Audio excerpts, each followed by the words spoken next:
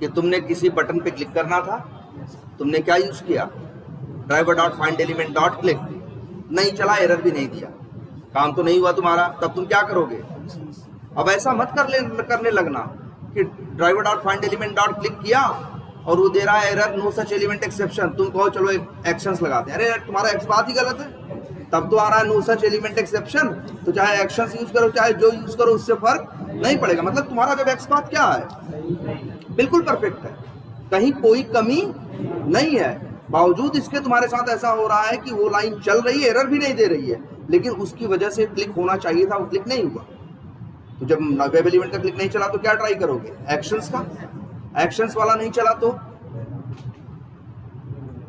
ना। अच्छा एक चीज पहले और दिमाग में रखो, हाँ जो बता रहे थे ऑटोमेशन की ये साइकोलॉजी समझो, अगर कोई चीज नहीं चल रही है, मान लो सेलेनियम का कोई मेथड काम नहीं कर रहा है, तो क्या तुम सेलेनियम वालों के यहाँ चले जाओगे, वो लोग भी नहीं सुनेंगे, बात नंबर 1। बात नंबर 2, तो क्या जो डेवलपर है एप्लीकेशन का उसके पास पहुंच जाओगे कि यार तुम्हारी बटन पे क्लिक नहीं हो रहा है, वो कहेगा भाग जाओ यहाँ से, ये बटन हम तुम्हारे ऑटोमेशन टूल के लिए थोड़ी बनाए हैं, हम आदमी के लिए बनाए हैं, आदमी क्लिक कर रहा है, क्लिक हो रहा है, तुम्हारे टूल की दिक्कत है, तुम जानो। तो ऑटोमेशन का पहले ये साइकोलॉजी समझो, कुछ भी हो हमें वो काम करना होता है और हम किसी के पास शिकायत लेके नहीं जा सकते। वेब एलिमेंट का क्लिक नहीं चला, कोई बात नहीं, हम तुरंत ट्राई क्या करेंगे, एक्शंस का क्लिक, वो भी नहीं चला तो हम एक बार ये ट्राई करेंगे। जानते हो हम लोग ऐसे भी कई बार ऐसे अंदजुआ करते हैं कि मान लो ये क्लिक करना है किसी एलिमेंट पे, जैसे ये देखो जैसे मान लो इसी पे क्लिक करना था, इसी लॉगिन बटन पे, ऐसे किया नहीं चला, ऐसे किया नहीं चला, तो हम क्या करेंगे जानते हो, तो हम एक बार सोचेंगे, काम करते हैं, क्या ट्राई कर लेते हैं, डबल क्लिक, हो सकता है डबल क्लिक करने से काम हो जाए। ऐसा नियम का ऐसा नहीं सोचोगे अरे यार क्लिक ही करना है तो डबल क्लिक कर रहे हैं, अरे यार ना क्लिक चल रहा है ना वो क्लिक चल रहा है, तो शायद ये चल जाए। हमें कैसे भी करके अपना काम निकालना है, इसी वजह से अच्छा कई बार डबल क्लिक भी नहीं चला, अब भी हार नहीं मानेंगे, अब क्या करेंगे मालूम है, अब हम ऐसा करेंगे, हम कहेंगे हो सकता है लग रहा है ये लिखे, हम कहेंगे पहले मूव टू एलिमेंट करो फिर क्लिक करके देखो। कई बार ऐसा हम लोगों के साथ होता है, कई बार हम लोग के साथ ऐसा होता है कि ऐसे चल जाता है, चल गया फिर आगे बढ़े, एकदम नहीं। डिफेक्ट वक्त डिफेक्ट क्या मतलब होता है, बटन पे जैसे देखो हो क्या रहा है, ऐसा नहीं है, एक मिनट ये मत सोचना कि ऑटो सिर्फ उससे क्या कहते हैं, ऐसे ऐसी गलती अपने दिमाग में कंसेप्शन डालना कि मैनुअली नहीं चल रहा है, मैनुअली क्लिक करोगे तो मैनुअली क्या है, चल रहा है। डेवलपर के पास जाओगे कहोगे हम सेलेनियम से क्लिक कर रहे हैं तो नहीं हो रहा है, तो वो कहेगा क्या होता है सेलेनियम, पहले ये तो बताओ, वो कहेगा ये सॉफ्टवेयर हम बना रहे हैं कस्टमर के लिए जो हाथ से यूज करेगा, और तुम ही बता रहे हो हाथ से क्लिक करो तो क्या होता है, क्लिक होता है, तो कह दो तुम्हारे को कहेगा हम तुम्हारे टूल की जिम्मेदारी थोड़ी नहीं लिए हैं, तो यहाँ कोई डिफेक्ट विफेक्ट नहीं है भाई, वो कह रहा है कि हमने बनाया था आदमी के लिए, आदमी क्लिक कर रहा है क्लिक हो रहा है, तुम ही बता रहे हो कि हाथ से क्लिक कर देते हैं तो क्लिक हो जाता है, तुम्हारे टूल से क्लिक करते हैं तो क्लिक नहीं होता है, तो कहेगा भैया तुम्हारे टूल की जिम्मेदारी मेरी नहीं है, जाओ तुम सेलेनियम वालों से बात करो, और सेलेनियम वालों से बात करोगे कि मेरे क्लिक नहीं हो रहा है, वो कहेगा भैया 1 लाख लोग यही यूज कर रहे हैं दुनिया में, हम किसका किसका पर्सनल प्रॉब्लम देखें कि इनके बटन पे चल रहा है कि उनके, तो इसीलिए सेलेनियम वालों ने कहा, फिर सेलेनियम वाले तुमको जवाब देंगे, इसीलिए वजह से एक काम को करने के हमने कई तरीके दे रखे, ये चले तो सही है, ये नहीं तो कुछ दूसरा ट्राई करो, तीसरा ट्राई करो, यानी हाँ, लेकिन सारे तरीकों में से कोई ना कोई एक काम करेगा ही करेगा, ऐसा भी नहीं है कि कुछ नहीं करेगा, कुछ ना कुछ तो काम करेगा ही करेगा। और यही होते हैं क्या हमारे काम करने के दौरान जो चैलेंजेस आते हैं, भाई अगर कोई चैलेंज ना आए, सब एकदम स्मूथ चलता रहे तो एक दिन में ढेर सारा काम कर दें, लेकिन नहीं, अगर दिन भर में काम करना है, 50 एलिमेंट पे काम करना है, 50 में से 48 में दिक्कत नहीं आएगी, 47 में दिक्कत नहीं आएगी, लेकिन 3 ऐसे रहेंगे जो हमें क्या करेंगे, कहीं ना कहीं फंसा देंगे, तो उन्हीं को फिर रिजॉल्व करने में, सब कुछ करने में क्या लग जाएगा, टाइम लग जाएगा। क्लियर है ये? और याद रखो एक्शंस क्लास वालों ने इसीलिए अपने आप को ऐसा बनाया कि इसके थ्रू आप 2, 3, 4, 5 कितने भी एक्शंस को जोड़ के अपना एक कस्टमाइज्ड या पर्सनल एक्शन बना सकते हो, जो उस सिचुएशन में तुम्हारे लिए काम आ जाए। आई बात समझ में? बोलो, अब क्लियर है? बिल्ड का मतलब पता चला ना? बिल्ड का काम है सारे एक्शंस को बिल्ड करना, और याद रखना बिल्ड का रिटर्न टाइप एक्शन है। कई बार पूछेंगे तुमसे एक्शंस और एक्शन में क्या अंतर है, तो कहोगे यार एक्शंस वो क्लास है जिसमें एक्शंस क्लास के क्या है, मेथड है, और वो जो एक्शन क्लास है कहोगे उसका ऑब्जेक्ट हम न्यू करके नहीं बनाते, वो तो जब हम बिल्ड मेथड क्या करते हैं, कॉल करते हैं, तो बिल्ड मेथड का काम होता है सारे एक्शंस को क्या करना, जोड़ के एक नया एक्शन बनाना, तब हमें मिलता है एक्शन क्लास का ऑब्जेक्ट। वो उनको जोड़ के बनाया होता है, और फिर जब परफॉर्म मेथड यूज करते हैं तो वो उस मेथड को क्या करता है, चला देता है। अरे कई बार हम लोग ऐसा भी लिखे रहते हैं यार, इसी एक ही लाइन में 4-5 को कॉल किए रहते हैं, नहीं नॉर्मली चल रहा तो कुछ दाहिने बाएं ट्राई करते हैं कि शायद चल जाए। और अच्छा एक बात बता दें, कई बार ऐसा भी होता है एक्शंस क्लास भी फेल हो जाती है, तब आगे भी एक और रास्ता है जावास्क्रिप्ट, तब उसका यूज करते हैं। मतलब इसीलिए ये लोग हर काम करने का सेलेनियम वालों ने 3-4 तरीके दे रखे हैं, ये काम करे तो सही है, ये नहीं तो दूसरा ट्राई करो, दूसरा नहीं तो तीसरा ट्राई करो, ठीक है। तो ये क्या हो गया, एक्शंस क्लास। और एक्शंस क्लास के बारे में बताओ, और मैम क्या बताई थी उसके बारे में, यही आई थिंक यही बातें बताई होंगी वो भी, यही चीजें बताई होंगी वो भी। और ये बताओ ओवरलोडिंग समझ में आई? ओवरलोडिंग समझ में आ गई ना? एक ही क्लास के अंदर अब से कई मेथड तुम एक ही नाम के बना सकते हो, बस मेथड। अच्छा कहीं और देखा है तुमने एक ही नाम के कई मेथड? एक जगह थी लेकिन तुमने ध्यान नहीं दिया होगा, इसलिए नहीं ध्यान दिया होगा कि तुम्हारे काम से रिलेटेड नहीं था। याद करो हम तुमको ये बताए थे अलर्ट वाला हैंडल करना, ड्राइवर डॉट स्विच टू, याद है? अरे यार ये वाला driver dot switch to dot क्या करते हो, अलर्ट करते हो ना, तो अलर्ट क्लास का ऑब्जेक्ट बनता था कि नहीं? जरा एक चीज और देखना, ड्राइवर डॉट जब स्विच टू करते हो तो ड्राइवर क्या है, वही क्रोम ड्राइवर का ऑब्जेक्ट। डॉट स्विच टू किसका मेथड है, क्रोम ड्राइवर का। जब स्विच टू कॉल करते हो तो तुम्हें क्या रिटर्न करता है, वो स्विच टू कॉल करते हो तो तुम्हें रिटर्न करता है टारगेट, याद भूल गए, टारगेट लोकेटर का ऑब्जेक्ट। किसका ऑब्जेक्ट रिटर्न करता है, टारगेट लोकेटर। अब आगे डॉट करते हो तो किसके मेथड आते हैं, टारगेट लोकेटर के। टारगेट लोकेटर के देखना, अंदर देखना, एक नाम के 3 मेथड हैं, फ्रेम नाम के 3 मेथड नहीं दिख रहे हैं?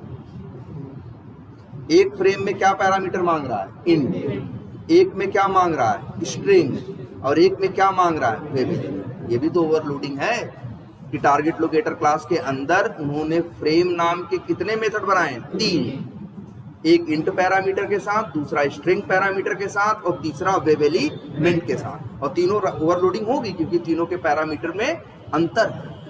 भले नंबर ऑफ पैरामीटर सेम है लेकिन टाइप ऑफ पैरामीटर क्या है, डिफरेंट है। इसीलिए एक कॉमन वर्ड हम लोग यूज करते हैं क्या, पैरामीटर सिग्नेचर। तो उसमें समझ लो तीनों बात हो गई, नंबर ऑफ पैरामीटर की भी, टाइप ऑफ पैरामीटर की भी, और सीक्वेंस ऑफ पैरामीटर या ऑर्डर ऑफ पैरामीटर। अच्छा एक चीज और, ये एलिमेंट देख रहे हो क्या लिखा है यहाँ, टॉप सेल्स ऑर्डर लिखा है। अच्छा एक मिनट कुछ और देखते हैं,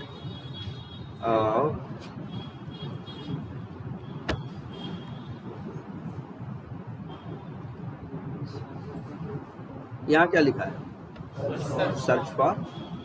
हमें इसी पे इसी का टेक्स्ट निकालना है, कुछ करना, मतलब जो भी करना हो हमें इसी को आइडेंटिफाई करना है। कैसे आइडेंटिफाई करोगे, राइट क्लिक करके क्या कर दोगे, इसे इंस्पेक्ट कर लो भाई, इंस्पेक्ट। चलो लिखो एक्सपाथ इसका जरा, तो क्या बनाए इसका, एक मिनट बनाते हैं इसका जरा एक्सपाथ, क्या होगा बताओ, क्या एक्सपाथ लिखो। इसके पास क्या है, दिख रहा है कि बड़ा कर दे, पहले देखो ध्यान से इसको, इसके अंदर क्या दिख रहा है, इसका टैग क्या, पहले ये बता दो। बी। एट्रीब्यूट क्या है, एक भी एट्रीब्यूट नहीं है। कहाँ एट्रीब्यूट रहता तो यही बी के यहीं अंदर रहता ना, यहीं रहता ना, तो यहाँ तो है नहीं कोई एट्रीब्यूट। और बी पे शुरू हुआ, बी पे खत्म हुआ। सर्च फॉर क्या है, इनर टेक्स्ट। अगर अच्छा इनर, अगर ये एलिमेंट आइडेंटिफाई हो जाए, इसका वेब एलिमेंट बन जाए, तो तो इनर टेक्स्ट निकालने के लिए कौन सा मेथड यूज करते हो? गेट टेक्स्ट ना। चलो वो तो तुम्हें पता है। आज हमें ये करना है, इस एलिमेंट को आइडेंटिफाई करना है जिसके पास एक भी एट्रीब्यूट नहीं है। इसके पास ले दे के सिर्फ क्या है? दो चीजें, एक टैग और दूसरा इनर टेक्स्ट। पहले जरा टैग से पहचान के देखो क्या आ रहा है। 1 ऑफ 8 ना। पेज पे 8 ऐसे एलिमेंट हैं जिनका टैग क्या है? बी है। जबकि हमें तो 1 ऑफ 1 चाहिए ना, ये चाहिए ना। तो आज तुमको हम बताते हैं क्या, जैसे किसी एलिमेंट को आइडेंटिफाई करने के लिए एट्रीब्यूट का यूज करते थे ना, अब तुम ये आज से किसी एलिमेंट को आइडेंटिफाई करने के लिए उसके इनर टेक्स्ट का भी यूज कर सकते हो। अभी तक तुम एट्रीब्यूट से सिर्फ पहचानते आए ना एलिमेंट को, जिसको पहचानना होता था @ लिख के कर देते थे। मान लो किसी, यही देख लो, एट्रीब्यूट है ही नहीं एक भी। अब इसको कैसे पहचानोगे? ले दे के तुमको, अगर तुम अपने पुरानी नॉलेज को देखो तो तुमको एट्रीब्यूट का यूज करना पता था और टैग का। एट्रीब्यूट है नहीं, क्या यूज करोगे? सिर्फ टैग। और सिर्फ /b लिख दोगे तो क्या होगा? पेज पे तो बहुत लोग हैं जिनका टैग क्या है? बी है। लेकिन इसके पास इनर टेक्स्ट भी तो है, इसका भी यूज किया जा सकता है। कैसे? सबसे पहले लिखो टैग नेम, इसके बाद क्या लगाते हो? स्क्वायर ब्रैकेट, इसके बाद क्या लिखते थे? @ और एट्रीब्यूट ना। एट्रीब्यूट तो हमें यूज ही नहीं करना है क्योंकि एट्रीब्यूट है ही नहीं, तो @ नहीं लगाना है। @ हमेशा किसके साथ लगता है? एट्रीब्यूट के साथ लगता है। और हमें इसको पहचानना है किसके? Inner text. तो जानते हो, देखो ध्यान से क्या लिख रहे हैं। क्या लिखा? टेक्स्ट। और क्या लिखा? पैरेंथेसिस इक्वल्स टू, और सिंगल कोट्स के अंदर उसकी वैल्यू क्या थी? सर्च पर। तो देखो आइडेंटिफाई हो गया कि नहीं हो गया? तो आज से आप एक नई चीज जान गए कि किसी भी एलिमेंट को उसके इनर टेक्स्ट से भी पहचाना जा सकता है। और ये बहुत यूज होता है, ये बहुत यूज होता है, क्योंकि अक्सर क्लास जो एट्रीब्यूट होते हैं ना, वो बहुत एलिमेंट के क्या कर रहे होते हैं? मैच कर रहे होते हैं। लेकिन इनर टेक्स्ट कई बार तुमको मिलेगा, वो सबका क्या होगा? अलग अलग। तो हम इसका यूज कर लेते हैं। अब जैसे मान लो ये सर्च है लिखा हुआ, इसको करना हो तो इसके पास क्या है?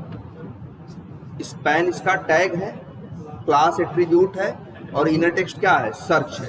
क्लास से तो पहचान ही सकते हो, लेकिन इनर टेक्स्ट से भी पहचान सकते हो। टैग क्या है? स्पैन। तो लिख दोगे क्या? स्पैन। और यहाँ क्या लिखोगे? इनर टेक्स्ट का जब भी यूज करोगे तो क्या लिखना है? @ नहीं लगाना है।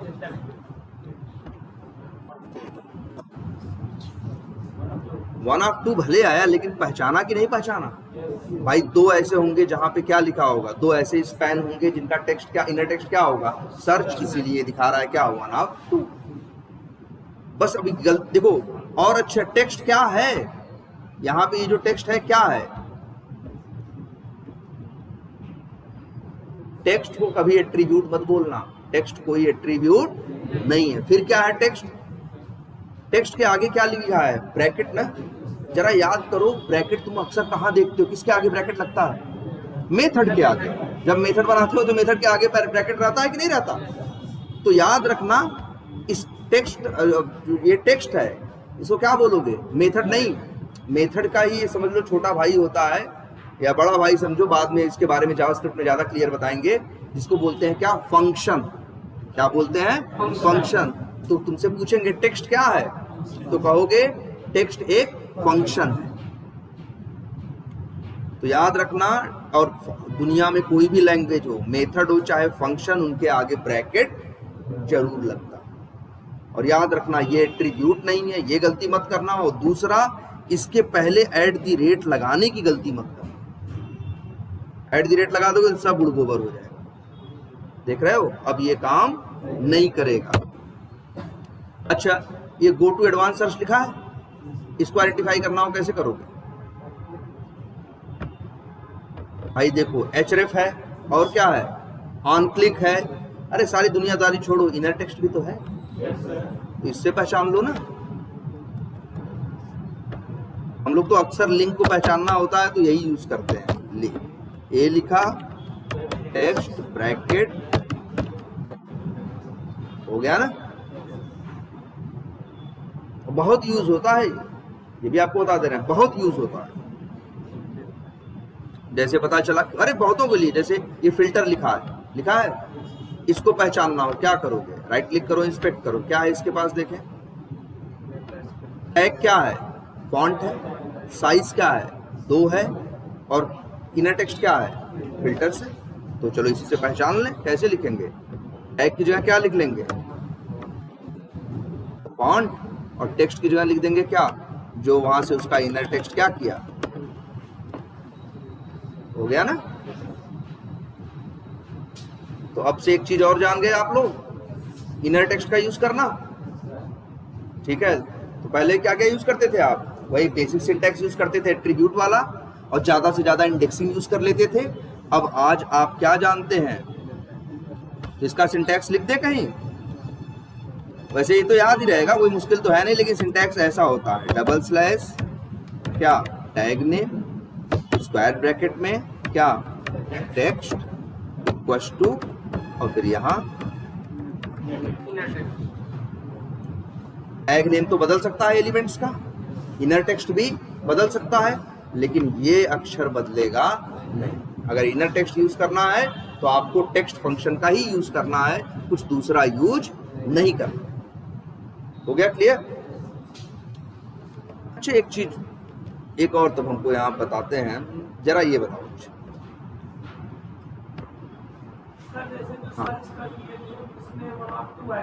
हाँ, तो इंडेक्सिंग कर दो, फिर तो बताया है ना आगे कि ब्रैकेट में बंद करो, स्क्वायर ब्रैकेट में।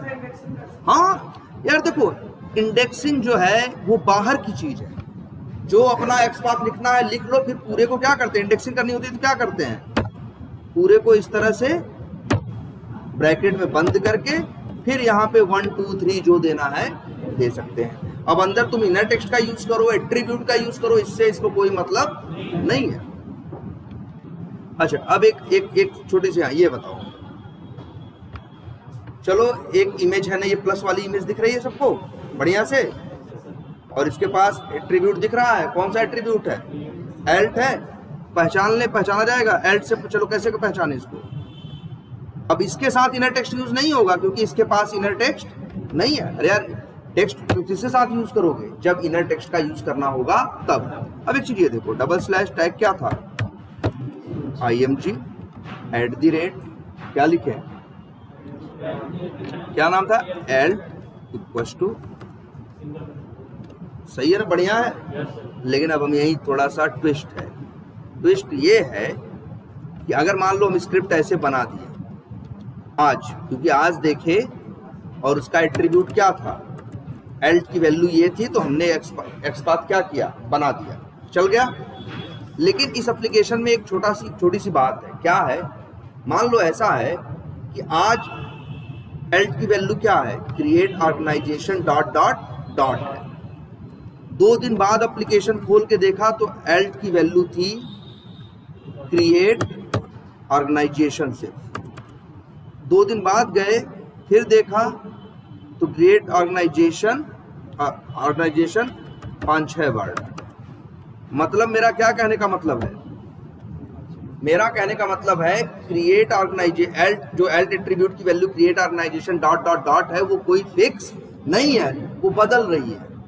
कभी क्रिएट ऑर्गेनाइजेशन आता है, कभी क्रिएट ऑर्गेनाइजेशन 5 बार डॉट आता है, कभी क्रिएट ऑर्गेनाइजेशन 3 बार डॉट आता है, कभी 2 बार डॉट आता है, कभी 8 बार डॉट आता है। अब तुम्हारा एक्सपाथ काम करेगा ये वाला एक्सपाथ तो तब काम करेगा जब क्रिएट ऑर्गेनाइजेशन के बाद कितने डॉट रहेंगे, 3। लेकिन तुम्हारे एप्लीकेशन में ऐसा है कि एट्रीब्यूट की वैल्यू बार बार क्या हो रही है, चेंज हो रही है। इसी को तो बोलते हैं अनस्टेबल होना, कि एट्रीब्यूट की वैल्यू क्या है, अनस्टेबल है। कभी क्रिएट ऑर्गेनाइजेशन आता है, कभी क्रिएट ऑर्गेनाइजेशन के साथ 3 डॉट आते हैं, कभी 2 डॉट आता है, कभी 1 डॉट आता है, कभी 1 भी नहीं आता, कभी 8 डॉट आते हैं। लेकिन ये कोड तो तुम्हारा नहीं काम करेगा ना। ये तो सिर्फ ये वाला एक्सपाथ कब काम करेगा, जब 3 होंगे, जब 3 डॉट होंगे तभी काम करेगा ना। जब 4 डॉट होंगे एप्लीकेशन में तब ये काम करेगा, नहीं करेगा। 5 होंगे करेगा, नहीं करेगा। 1 भी नहीं होंगे तब करेगा, नहीं करेगा।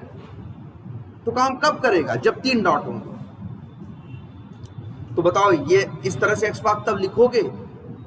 नहीं लिखोगे, क्योंकि तुमको अपने एक्स पाथ तुम जान जाओगे मेरा एक्स पाथ आज चल रहा है, कल चलेगा कि परसों चलेगा, इसकी कोई गारंटी नहीं है, क्योंकि एप्लीकेशन के एट्रीब्यूट की एल्ट एट्रीब्यूट की वैल्यू बार बार क्या हो रही है? चेंज हो रही है। अब ऐसी सिचुएशन में क्या करोगे? ऐसे मान लो तुम्हारे सामने दिख रहा है कि कभी कभी 3 डॉट आते हैं, कभी एक भी नहीं आता, और कभी क्या होता है 5 बार आता है, कभी 8 बार आता है। अब क्या करें तब बताओ? अच्छा बताओ ये चारों अलग अलग है कि नहीं, ये बताओ हमको पहले। अलग अलग है ना, लेकिन क्या सब कुछ अलग है?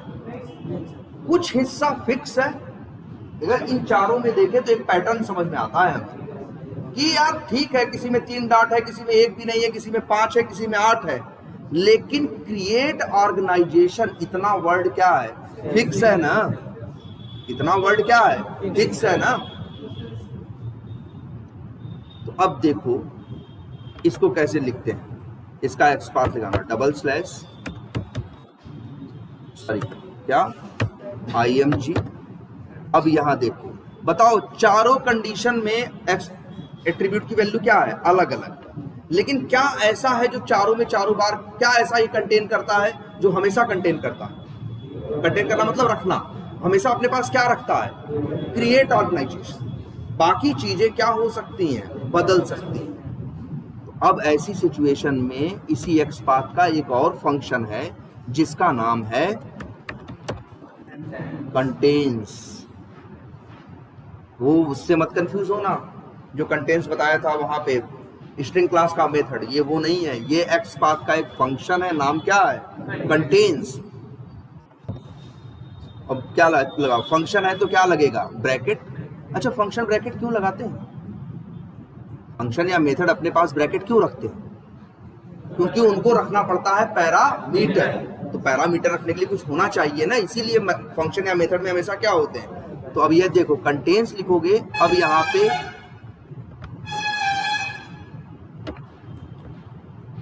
इसका क्या मतलब हुआ? इसका ये मतलब हुआ कि वो एक ऐसी इमेज ढूंढेगा जिसके एल्ट में क्रिएट ऑर्गेनाइजेशन होना चाहिए। अब और उसमें 3 डॉट है कि 5 डॉट है कि 8 डॉट है, इसको मतलब नहीं है। जैसे अगर इस एक्स पाथ को यूज करोगे तो वो कैसे ढूंढेगा? वो ढूंढेगा पेज पे ऐसा कौन है जिसका टैग क्या है? IMG। इसके बाद फिर ये ढूंढेगा उन IMG में से ऐसा कौन है जिसके एल्ट एट्रीब्यूट में क्रिएट ऑर्गेनाइजेशन वर्ड आता है, और एक्स्ट्रा क्या लिखा है इसको फर्क नहीं पड़ता। और एक्स्ट्रा क्या लिखा है, जबकि यहां फर्क पड़ता था कि नहीं? इसमें तो जब डायरेक्ट यूज करते हो तो भी एक भी अक्षर इधर से उधर हुआ तो काम करता था, ये नहीं करता था। लेकिन अभी भी ये गलत है, अभी भी ये क्या है? गलत है, काम नहीं करेगा। क्यों नहीं है भाई? हमने तीनों डॉट उड़ा दिए हैं कि नहीं दिए हैं? नहीं काम कर रहा है ना कंटेन्स यूज करने के बावजूद, जबकि क्रिएट ऑर्गेनाइजेशन वर्ड तो रहेगा ही रहेगा ना। बाकी फिर नंबर ऑफ डॉट्स क्या हो सकते हैं? कम या ज्यादा। मतलब तुम देख रहे हो हम यहाँ किसी एलिमेंट को पहचान रहे हैं बिना पूरी इंफॉर्मेशन दिए। आधी इंफॉर्मेशन तो दिए हैं, सिर्फ क्या दिए हैं? अरे हम इतना दे दें, सिर्फ इतना दे दें, लो अब भी पहचान लेगा। लेकिन कहोगे सर जी पहचान कहाँ रहेगा? क्या गलती है? जरा एक बात और याद करो, एक फंक्शन या मेथड में क्या होते हैं? पैरामीटर। अरे दुनिया की कोई भी लैंग्वेज उठा के देख लो, पैरामीटर कभी बराबर से अलग नहीं होते। किससे होते हैं? कॉमा से। बस ये याद रखना है, यहाँ बराबर लिखने की गलती मत करना। देखो जरा इसको, आधा अधूरा ही तो दिए है ना, देखो अभी काम करता है कि नहीं। कर गया ना? मतलब देख रहे हो, एक एलिमेंट को बिना पूरी इंफॉर्मेशन दिए भी आप पहचान सकते। किसका यूज करके? Contains function. देख रहे हो, इतना ही आधा अधूरा दिए फिर भी पहचान में आ गया कि नहीं आ गया? ये रोल है इसका, इसलिए ये भी बहुत यूज होता है भाई, ये भी बहुत यूज होता है। अच्छा ये बताओ, और अगर मान लो यहां पे क्या लिखा है? गो टू एडवांस सर्च, तो इसका एक्स पाथ तो बनाए थे ना अभी हम, कैसे, डबल स्लैश ए, कैसे बनाए थे, डबल स्लैश ए, और क्या बनाए थे, टेक्स्ट,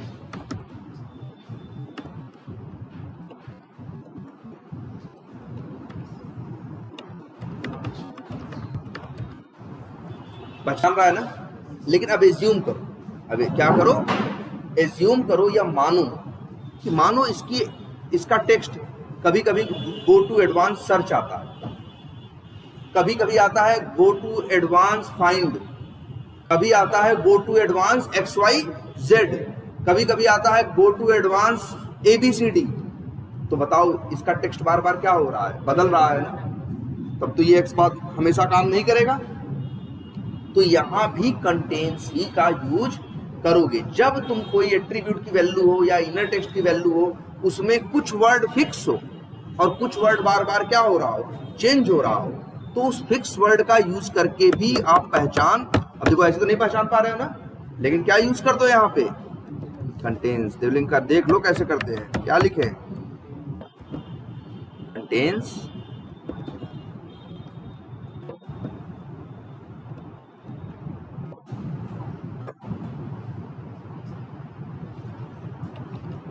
देख रहे हो। तो ऐसा मत सोचना कि सर कंटेन्स सिर्फ इसके साथ काम करेगा, एट्रीब्यूट के साथ काम करेगा, नहीं, कंटेन्स टेक्स्ट फंक्शन के साथ भी काम करेगा।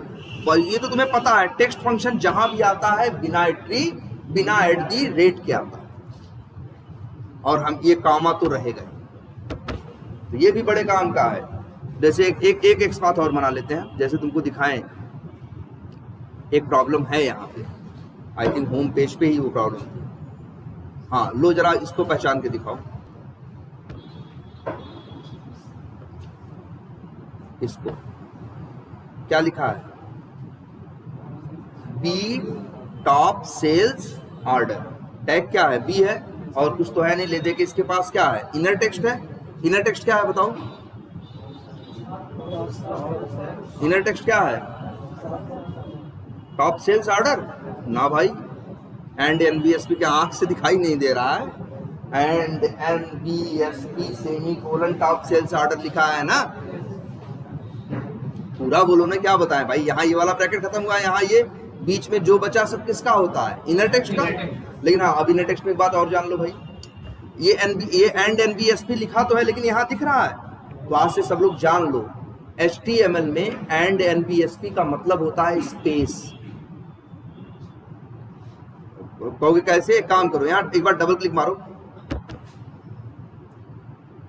एंड NBSP गायब हो गया, एक स्पेस यहाँ आ गया कि नहीं, ये देखो यहाँ आया कि नहीं आया, देखो टॉप से जस्ट सटा हुआ NBSP था ना, क्लिक करो, टॉप से पहले NBSP आ रहा है, अब नहीं आ रहा है, उसकी जगह क्या आ गया, एक स्पेस आ गया कि नहीं आ गया। तो ये भी बात आपको दिमाग में रखनी है। अब जैसे इसका एक्स पाथ बनाना है, तो तुम सोचोगे सर जी ऐसे बना देते हैं, कैसे, डबल स्लैश बी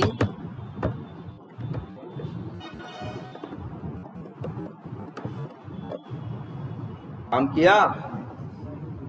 आज से एकदम याद रखना इस बात को, चाहे इनर टेक्स्ट हो और चाहे किसी एट्रीब्यूट की वैल्यू, अगर पहला अक्षर शुरू होने से पहले स्पेस हो और आखिरी अक्षर खत्म होने के बाद स्पेस हो, तो उसका एक्स पाथ कॉपी पेस्ट करके डालोगे ना, चलेगा बोलेगा नहीं। जैसे यही देखो, हम वहीं से तो कॉपी करके ले आए, चल रहा है, अब क्या करें, कंटेन्स, अरे यार स्पेस है लेकिन टॉप सेल्स ऑर्डर तो आ रहा है ना हर बार, तो अगर हम यही लिख देते, हम ये स्पेस डिस्टर्ब कर रहा है। लेकिन हाँ, सारी गलती किन स्पेस की होती है, जो पहले अक्षर से पहले होते हैं और आखिरी अक्षर के बाद। इन बीच वालों को ऊपर दोष मत लगाने लगना, इनको तुम छेड़ नहीं सकते, इनको, ये तो ऐसे ही रहेंगे। अब तुम क्या करोगे, फिर वही जो सिखाया तुमको, क्या, कंटेन्स कॉमा,